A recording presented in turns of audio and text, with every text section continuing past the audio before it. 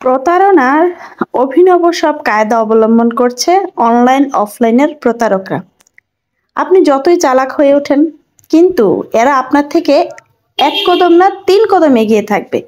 বিভিন্ন সময় বিভিন্ন কায়দায় প্রতারণা তারা করতেই থাকবে। প্রতারকের চেহারা পাল্টায়, কিন্তু প্রতারণা পাল্টায় না। মানে অফলাইন অনলাইন যেখানেই যাবেন শুধু প্রতারণার ফাঁদ আর ফাঁদ। আপনি বুঝতেও পারবেন না যে আপনার সাথে কত বড় একটা স্ক্যাম হয়ে গেল। অফলাইনের কথা যদি বলি, কিছুদিন আগে বাজারে গেলাম, টমেটো লাগবে আমার 1 কেজি। টমেটোগুলো বেশ পাকা, একদম লাল। 1 কেজি লাগবে। দোকানি খুব জোর করে, একদম পাম্প পট্টি দিয়ে খুব জোর করে না না করতে করতে তারপরেও একেবারে দিয়ে দিল 3 কেজি টমেটো। আচ্ছা যাক, 3 কেজি টমেটো এমনি একটু দাম যেহেতু কমে গেছে, ভাবলাম যে একটু ফ্রোজেন করে রাখবো, যা রান্না বান্না হয় হলো, আর বাকিটা ফ্রোজেন করে রাখবো। বাসায় এনে পরের দিন যখন টমেটো বের করছে যে এগুলো প্রসেস করি, 1 কেজির উপরে গেছে একদম পচাই।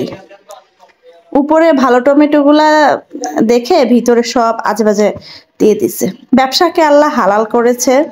ব্যবসা হচ্ছে হালাল একটা মাধ্যম। যে কোনো কর্ম হোক, টাকা উপার্জনের পন্থা হোক, সবচেয়ে হালাল হচ্ছে ব্যবসা। কিন্তু মানুষ এখন প্রতারণার মাধ্যমে ব্যবসাটাকে একদম কুলসুতি করে ফেলছে। ব্যবসা যে হালাল একটা জিনিস, এটাকে হারামের উচ্চ পর্যায়ে নিয়ে গেছে। এবার আসে অনলাইনের কথা। অনলাইনে হচ্ছে মানে এদের প্রতারণা কি আর বলবো। অনেক বড় বড় পেজ দেখাইতেছে, পেজে অনেক রিভিউ, কিন্তু পেজের রিভিউ ঘেটে দেখেন ওরা নিজেরাই ফেক অ্যাকাউন্ট খুলে খুলে নিজেরাই রিভিউ দিয়ে রাখছে, হাজার হাজার রিভিউ। তো কিছুদিন আগে আমার বোন একটা পেজ থেকে জামা দেখছে, তো ওর কাছে অনেক ভালো লাগছে। তো ওদেরকে অনেকবার জিজ্ঞেস করছে, আপু ম্যাটেরিয়াল কি কি এরকম কিভাবে কি। ওনারা বলছে একদম পিওর জর্জেট। অবশ্য দামটা শুনে আমার কাছে একটু খটকা লাগছিল যে এই দামে আসলে এটা হয় না। তারপরেও ওনারা অনেকবার রিচেক করার পরে ওনারা বলছে না, পিওর এই জর্জেটটাই দেওয়া হবে, এই সেম টাকায়, কোনো এক্সট্রা টাকা নেওয়া হবে না, কি যাই হোক এরকম করে। তো আচ্ছা, আমরা তো মনে করেন অনলাইনে যে শপিং করে তো নির্ভরতার উপরে শপিংটা, হ্যাঁ, তো আমরা তো আর গিয়ে চেক করি না, ভিডিও দেখি ইয়ে করি। পরে যখন বাসায় ডেলিভারি দেওয়া হলো, ডেলিভারি দিয়ে দিচ্ছি 3 দিনের মাথায়, যখন ডেলিভারি দেওয়া হলো তখন থেকে হাসতে হাসতে আমার তো পেট ব্যথা হয়ে গেছে। আমার বোনকে আমি বললাম, তোকে বারবার বললাম যে ভালো করে চেক করে দেখ, ভিতরের আইডিটা ভালো করে চেক করে দেখ। ও বলছে না না, ভালো আইডি, বড় আইডি। এখন দেখি কি দিছে জানেন, জর্জেট তো নাই, জামা যেটা দিছে অনেক 300 কত যেন একটা জামার ঘের বলছে, সেই জায়গায় ঘের মাত্র 150 ঘেরও না, একদম ছোট বাচ্চাদের জামার ঘের দিয়ে দিছে। ছিল যে কুচি নাই, এমনিতে একদম সোজা বডি থেকে সোজা জামাটা, কুচি টুচি কিছু নাই, 1 সেলাই জামা, অথচ এখানে কুচি দেওয়া, পেটের মধ্যে এখানে কুচি দেওয়া, কুচিও খুবই পাতলা পাতলা কুচি। তার উপরে হচ্ছে যে বলছে জর্জেট। এখন দেখতেছি ওই যে কি টেকটন না পুলিশটার কি যেন একটা কাপড় আছে না, ওই রকম কাপড় দিয়ে দিচ্ছে। কি আর বলবো।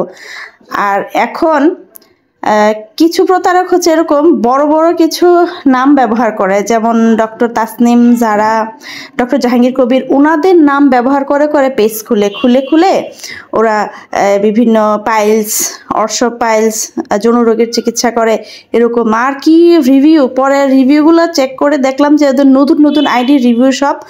আর আমার প্রথমে খটকা লাগছিল যখন তাসনিম জারার শুনলাম, তো পরে দেখলাম যে আসলে এগুলো ফেক, এগুলো একটা স্ক্যাম।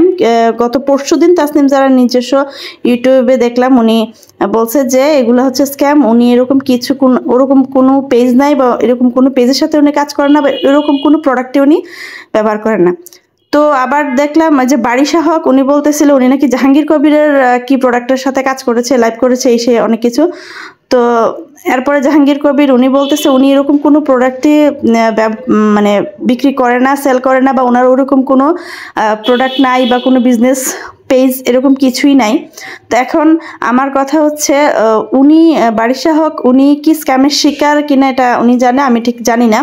তবে উনার কথাটা শোনার পরে জাহাঙ্গীর কবির যখন এটা দিল, সেটা দেখে আসলে অবাক লাগছে যে মানুষ কি রকমের প্রতারক হয়ে থাকে।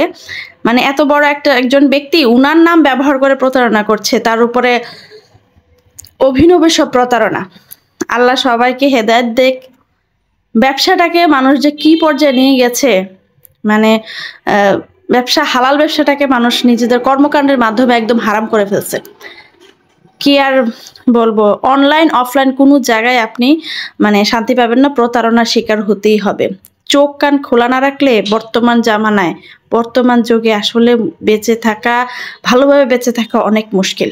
সবাইকে বলবো অনলাইন অফলাইন প্রতারণা থেকে নিজেকে সামলে রাখবেন, চোখ কান খোলা রাখবেন। প্রতারকের চেহারা পাল্টায় কিন্তু প্রতারণা পাল্টায় না, সেজন্য খুব সাবধান, বি কেয়ারফুল। কারণ এত বড় বড় একজন সেলিব্রিটিদেরকে নিয়ে যেহেতু প্রতারণা শুরু হয়ে গেছে, আর আমি তো ভাই সাধারণ মানুষ, পান্তা ভাত। অনেক বড় বড় পেজও আমি দেখেছি যে তারা এরকম অভিনব প্রতারণা করছে। সবাই সাবধান থাকবেন। আল্লাহ হাফেজ।